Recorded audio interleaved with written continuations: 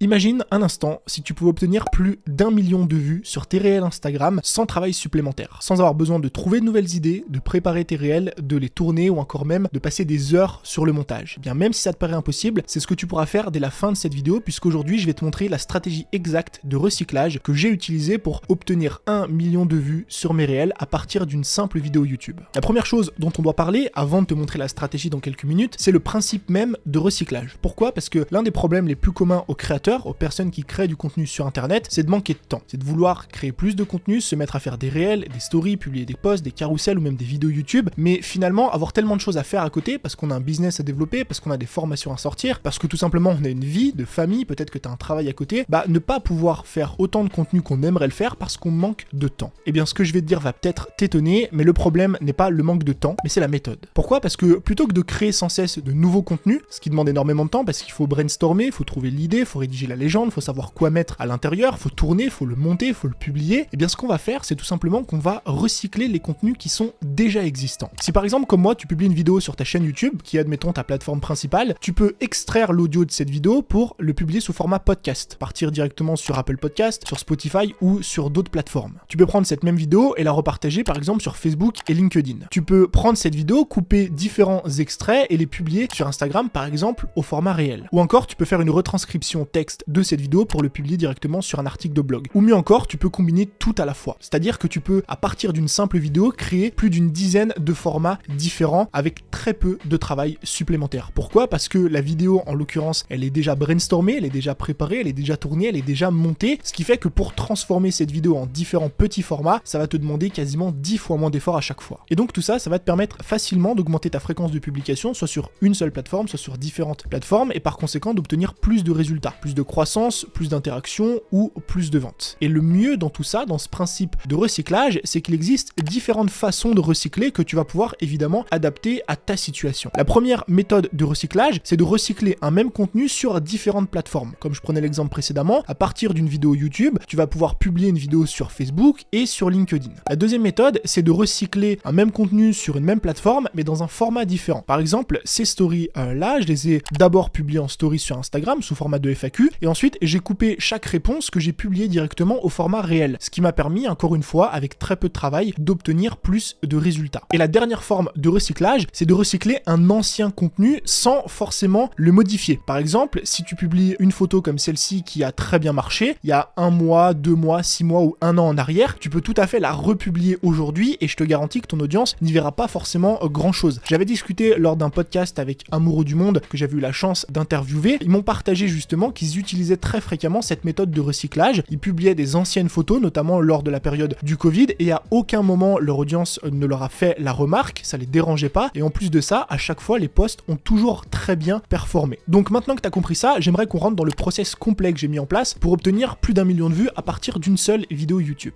Le 16 juin 2021, j'ai publié cette vidéo, qui est une vidéo toute simple, où je parle juste face à la caméra, et je te partage 12 leçons de vie que j'aurais aimé apprendre plus tôt. Je te mets d'ailleurs la vidéo en fiche, qui est extrêmement intéressante. À la base, cette vidéo, elle est uniquement destinée à mon audience. C'est une vidéo qui n'est pas très référençable, je parle pas d'un domaine précis, je voulais juste finalement apporter de la valeur à mon audience. Donc je l'ai publié comme ça. Et quelques jours après, j'ai vu les retours dans les commentaires qui étaient juste incroyables, et je me suis dit, c'est vrai que cette vidéo, elle est quand même puissante. Il y a plein de choses que je dis à l'intérieur qui sont très intéressantes, et que je pourrais partager sous un format un petit peu différent. Et là m'est venue une idée, pourquoi pas prendre des petits bouts de cette vidéo que je vais partager directement en réel, et donc c'est ce que j'ai fait. La première chose, c'est que j'ai pris cette vidéo et j'ai segmenté en un maximum de passages de 30 secondes. Pourquoi 30 secondes ? Parce qu'à l'époque, c'était le format maximum, la durée maximum sur Instagram et sur les réels. En tout, j'en avais 12. J'aurais pu évidemment en faire plus, mais je trouvais que 12 passages vraiment très intéressants et je voulais pas sortir 40 vidéos histoire de sortir 40 vidéos. Une fois les passages sélectionnés, j'ai envoyé ça à ma monteuse qui a sous-titré chaque passage, donc ça lui a pris évidemment un petit peu de temps, mais pourquoi je voulais les sous-titrer ? Parce que c'est un format et sur les réels et sur TikTok un petit peu motivation-inspiration qui fonctionne extrêmement bien. Je te mets un exemple juste ici. Et à partir de là, on avait des réels qui étaient prêts à l'emploi et qu'on a commencé à diffuser sur différentes plateformes. Au format réel sur Instagram, aussi sur TikTok qui en fait reprend exactement le même format, et sur YouTube Short qui est encore une fois un format vertical qui est sorti assez récemment. Et si demain d'autres plateformes se mettent à ajouter ce format vertical, évidemment qu'on va aussi les publier sur ces plateformes. Et c'est quand on regarde les résultats qu'on voit à quel point c'est intéressant. Chaque réel que j'ai publié génère entre 60 000 et 150 000 vues, sans prendre en compte les résultats obtenus sur TikTok ni les résultats obtenus sur YouTube Short, génère génère évidemment des milliers d'interactions, likes, commentaires et partages, mais surtout plusieurs centaines d'abonnements. Donc finalement, à partir d'une simple vidéo, j'ai segmenté différents petits passages que j'ai délégués, donc j'ai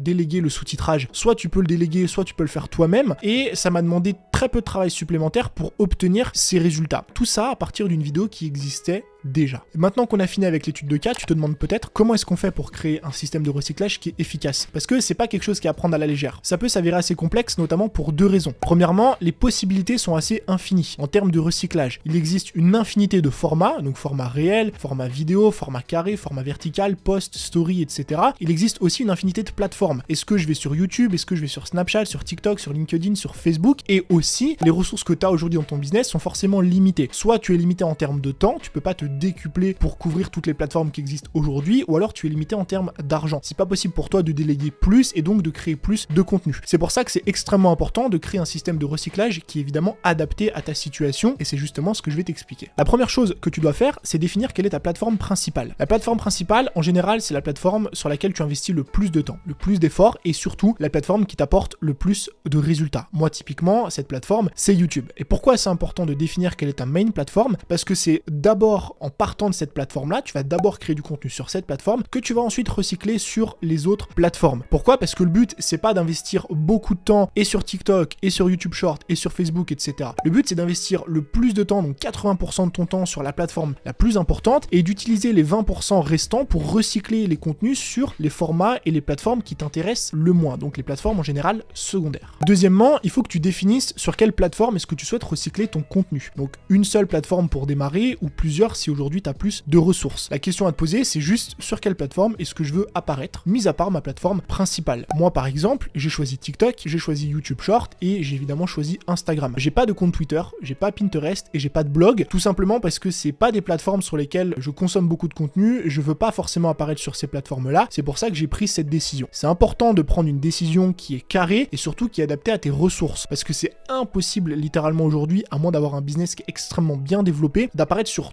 absolument toutes les plateformes. C'est-à-dire d'avoir une chaîne YouTube, d'avoir un podcast, d'avoir un compte Instagram, un TikTok, un Pinterest, un LinkedIn, un Snapchat et j'en passe parce qu'il existe beaucoup de formats. Et troisièmement, maintenant que tu as les plateformes, tu vas décider des formats que tu souhaites recycler. Comme on l'a vu, il existe différents formats, le format audio, le format vidéo et le format écrit. Tu peux à partir d'une vidéo YouTube faire un article de blog, tu peux faire un post Instagram, tu peux faire un réel, tu peux faire un TikTok, tu peux faire un podcast, mais il y a aussi les formats visuels. Tu peux faire une vidéo verticale, une vidéo horizontale. Et encore une fois, c'est à toi de déterminer par rapport aux plateformes que tu as décidé d'investir précédemment, admettons TikTok et Pinterest, eh bien quel format tu décides de recycler. Et une fois que tu as tout ça, une fois que tu as ta plateforme principale, que tu as les plateformes sur lesquelles tu veux être présent en termes de recyclage et que tu connais les formats que tu veux recycler, par exemple moi la vidéo YouTube j'ai décidé de ne pas recycler l'écrit alors que j'aurais totalement pu, ce que tu vas faire c'est que tu vas créer un workflow de travail. Je t'en mets un à l'écran juste ici, c'est mon process de montage YouTube et je pense que c'est quelque chose qui pourrait t'intéresser. La première chose qu'on a ici, c'est toute la partie jusqu'au montage. Donc je dois, quand je crée une vidéo YouTube, trouver l'idée, scripter la vidéo et tourner la vidéo, ce que je suis actuellement en train de faire. Une fois que j'ai tourné la vidéo, elle passe en processus de montage. Et le processus de montage, c'est plus moi qui le fais, je le délègue, mais c'est exactement le même workflow si c'était moi qui faisais le montage. Donc le montage de la vidéo, comme tu la vois aujourd'hui sur YouTube, et ensuite j'ai un deuxième montage qui part tout de suite avec un montage 16/9, donc au format vertical, avec l'ajout de sous-titres. Donc comme je te l'ai dit, c'était pour les exemples qu'on prenait précédemment. Une fois que le montage avec les sous-titres est effectué, Maxime, donc qui s'occupe de mon montage, l'ajoute au dossier à publier. Donc c'est un dossier qui est directement sur Dropbox. Moi, je valide ou non donc à faire des modifications. Et une fois que c'est validé, ça part directement en planification. Ça part en planification au format réel Facebook une fois que ce sera disponible, au format TikTok et au format YouTube Short, en plus évidemment des réels Instagram. C'est